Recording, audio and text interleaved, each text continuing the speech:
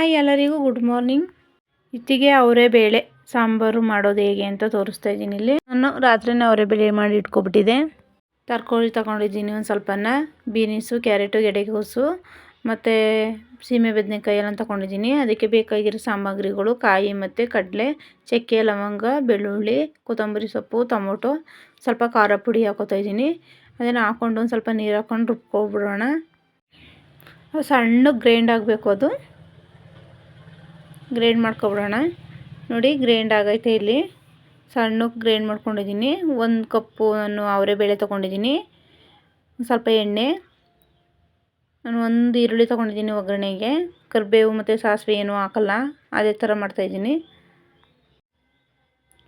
ಸ್ವಲ್ಪ ಫ್ರೈ ಮಾಡ್ಕೊಬಿಡೋಣ. ಈರುಳ್ಳಿ ಫ್ರೈ ಆದಮೇಲೆ ಅವರೇ ಬೇಳೆ ಹಾಕೋತಾ ಇದ್ದೀನಿ ನಾನು. ಅವರೇ ಬೇಳೆ ಒಂದು ಸ್ವಲ್ಪ ಮಿಕ್ಸ್ ಮಾಡಿಕೊಂಡು ಮತ್ತು ಕಟ್ ಮಾಡಿ ಇಟ್ಟಿದ್ನೆಲ್ಲ ತರಕಾರಿ ಹಾಕೋತಾ ಇದ್ದೀನಿ. ತರಕಾರಿ ಯಾವ್ದು ಬೇಕಾದರೂ ಹಾಕೋಬೋದು ನೀವು. ನಾನು 4 ಐಟಮ್ ತೊಗೊಂಡಿದ್ದೀನಿ ತರಕಾರಿ ಐಟಮಲ್ಲಿ. ಅದನ್ನು ಸ್ವಲ್ಪ ಮಿಕ್ಸ್ ಮಾಡ್ಕೊಳ್ಳೋಣ. ಅದು ಫ್ರೈ ಆದಮೇಲೆ ಚೆನ್ನಾಗಿ ಫ್ರೈ ಮಾಡ್ಕೋಬೇಕು ತರಕಾರಿನ. ಫ್ರೈ ಆದಮೇಲೆ ನಾನು ಆರಿಸಿ ಇಟ್ಕೊಂಡಿದ್ನೆಲ್ಲ ಮಸಾಲೆ ಹಾಕ್ಕೊಂಡು ಅದೊಂದು ಸ್ವಲ್ಪ ಫ್ರೈ ಮಾಡ್ಕೋಬೇಕು. ನೋಡಿ ಈ ಥರ ಫ್ರೈ ಮಾಡ್ಕೋಬೇಕು. ಈ ಥರ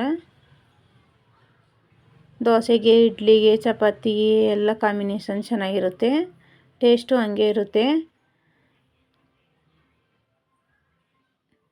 ನೋಡಿ ಇನ್ನೊಂದು ಸ್ವಲ್ಪ ಫ್ರೈ ಮಾಡ್ಕೊತಾ ಇದ್ದೀನಿ ನಾನು. ಒಂದು ಸ್ವಲ್ಪ ನೀರಂಶ ಹೋಗೋ ತನಕನೂ ಫ್ರೈ ಮಾಡ್ಕೋಬೇಕು. ಒಂದು 10 ನಿಮಿಷ ಮುಚ್ಚಿಟ್ಬಿಟ್ರೂ ಆಗುತ್ತೆ. ನಾನು ಮುಚ್ಚಲ್ಲ ಇದ್ರ ಮೇಲೆ.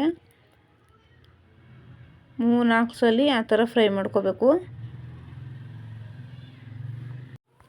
ಇಲ್ಲಿ ಫ್ರೈ ಆಗೈತೆ. ಇವಾಗ ನಾನು ಆರಿಸಿಟ್ಕೊಂಡಿದ್ದೆಲ್ಲ ಮಸಾಲೆ ಹಾಕೋತಾ ಇದ್ದೀನಿ.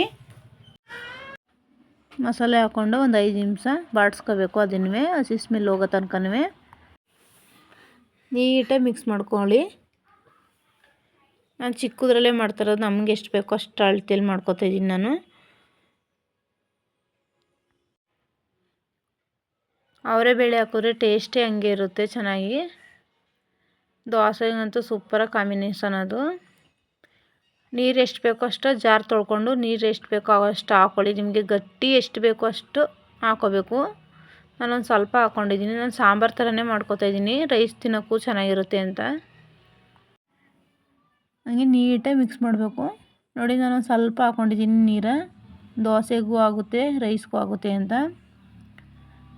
ಈ ಥರ ಮಿಕ್ಸ್ ಮಾಡಿಕೊಂಡು ಒಂದು 10 ನಿಮಿಷ 15 ನಿಮಿಷ ಬೇಯಕ್ಕೆ ಬಿಟ್ಬಿಡೋಣ.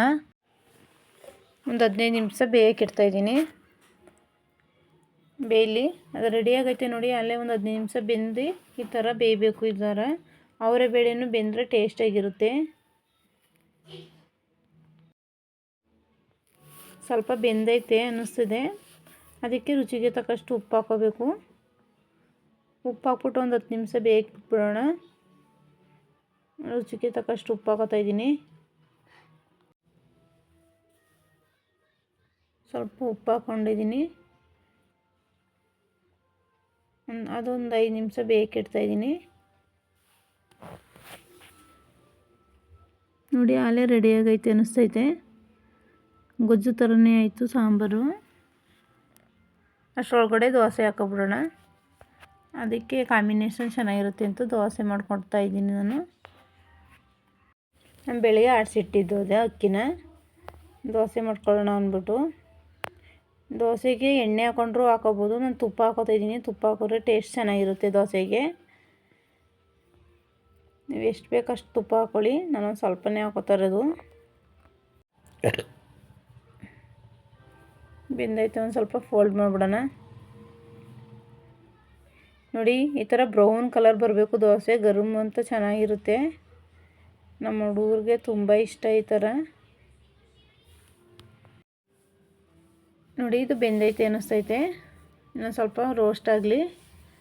ನನಗಂತೂ ತುಂಬ ಇಷ್ಟ ಇದಕ್ಕೆ ಬೇಳೆ ಸಾಂಬಾರು ಅಂದರೆ.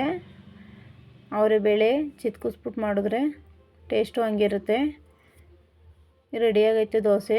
2 ಕಡೆಯೂ ಬೇಯಿಸ್ಕೊಂಡಾಯ್ತು.